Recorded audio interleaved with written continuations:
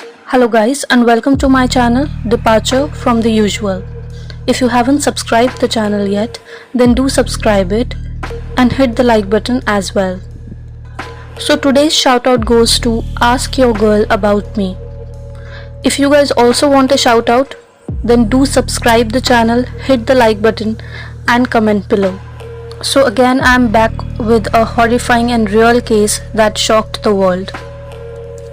This case is about two teenagers who wanted to kill their friend. And according to them, they claim that the movie Scream inspired them to kill their friend. So back in 2006, Brian Draper and Tori Adamczyk, both aged 16, attended high school with a girl named Cassie Jo. Cassie Jo, Brian Draper and Tori Adamczyk were all juniors at Pocatello High School in Pocatello, Idaho. Now Cassie Jo led a normal life. She liked to draw and listen to music. On September 22, 2006, Cassie Jo was house sitting for her aunt and uncle, Allison and Frank Contreras, in their Whispering Hills home. That night, Cassie invited her boyfriend, Matt Beckham, to join her at the house. And Beckham in turn invited his friend, Tori, who brought along Brian with him. Both the boys spent about 2 hours at the house before leaving. But there was one thing that they did that Cassie was unaware about. They unlocked the basement door so that they can sneak back in later that same evening. When they returned, they parked down the street, put on dark clothing, gloves and masks. Then they snuck back into the residence through the basement door while Matt and Cassie watched TV in the living room. Brian and Tori had a plan. They wanted to kill Cassie Jo that night at any cost. They proceeded to make loud noises in an effort to lure Cassie and Matt down to the basement to scare them. But when that didn't work, they both located the circuit breaker and turned off all the power in the house. And this thing frightened Cassie. And at that point of time, the family dogs kept staring down the basement stairs, barking and growling at what seemed to be nothing. Matt consequently called his mother, hoping to get permission to spend the night so Cassie could be at ease, because of course she was alone. But Matt's mother refused and offered instead to have Cassie spend the night at their house. But ever responsible, Cassie declined, saying she needed to be there for the pets and the home left in her care. And only this decision would ultimately prove fatal for this girl. On the same night at 10:30 p.m., Matt's mother picked him up, leaving Cassie Jo at the house alone. On his way, Matt called Tori's cell phone to see where he and Brian had gone, hoping to meet up with them later that night. But Matt could barely hear Tori when he answered, as he was talking in a low whisper on the phone. Matt assumed that meant they were out watching a movie. But no, they were still in the basement below Cassie. For a second time, the boys threw the circuit breaker and waited, hoping Cassie would come down to turn the lights back on. And when she didn't, they went upstairs. And this is where things started getting worse. Brian was armed with a dagger-style weapon and Tori had a knife in his hands.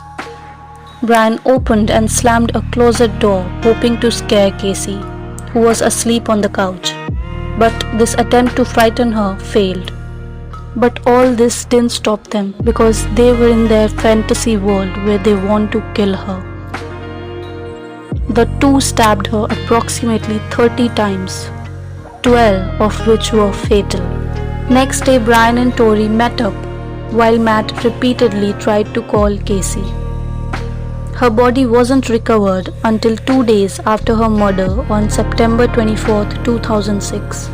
Cassie's body was covered in blood and riddled with deep stab wounds. It didn't take long for the investigators to determine that Tori and Brian were the last people to see Cassie alive. Tori was interrogated the same day and he initially told detectives that he and Brian had gone to the house at approximately 8:30 p.m. to attend a party. And when the party cancelled, he and Brian left the house to catch a film, after which both boys slept at Tori's house. But when the detectives probed Tori about the movie he had reportedly seen that night, he couldn't remember anything about it.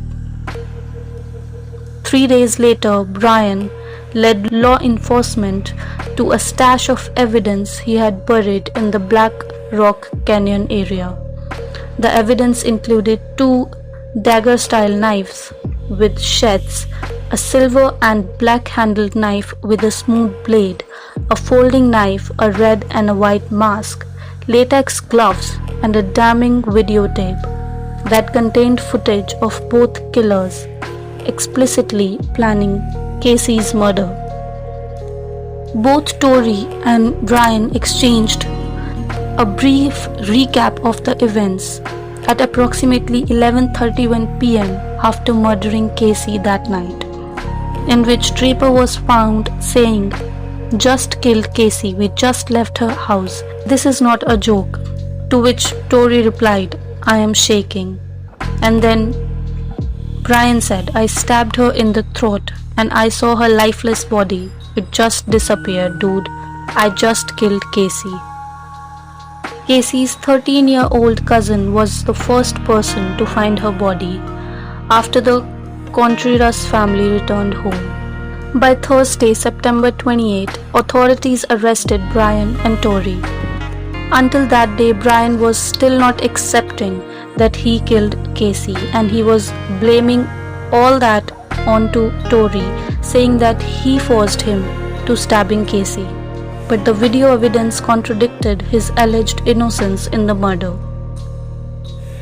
But investigators were still not sure what was the motive of both the teens behind killing Cassie. But from one of their other videos, the prosecution pointed towards a conversation. On September 21, Brian and Tori recorded themselves saying they were going to be just like Scream, except real-life terms, before comparing themselves to famous serial killers. Tori then referred to the Zodiac Killer and Ted Bundy as amateurs. All the videos indicated that Brian and Tori planned to commit multiple murders, and psychological evaluations also indicated the teens were of sound mind when they decided and executed the murder of their friend. On April 17, 2007, Brian was found guilty of first-degree murder and conspiracy to commit murder. And Tori's trial began on May 31, 2007, and he was convicted of the same charges on June 8, 2007. Both received life sentences in prison without the possibility of parole, plus 30 years of life for the conspiracy behind their brutal slaying. Both the teens are still serving their sentences at the Idaho State Correctional Institution. Tori later tried to appeal his fixed life sentence on the grounds the ruling was unconstitutional, but the courts upheld the decision, factoring that his motive for murder was based solely on his desire to achieve fame as a serial killer. So finally, Cassie received justice. And one more fact relating to this case is that in 2016, the US Supreme Court ruled it unconstitutional for a minor to receive a sentence of life without parole, no matter what crime they committed. However, in 2017, the Idaho Supreme Court ruled to uphold Tori's fixed 30-year conviction and both teens' sentences. Cassie's brother missed her a lot,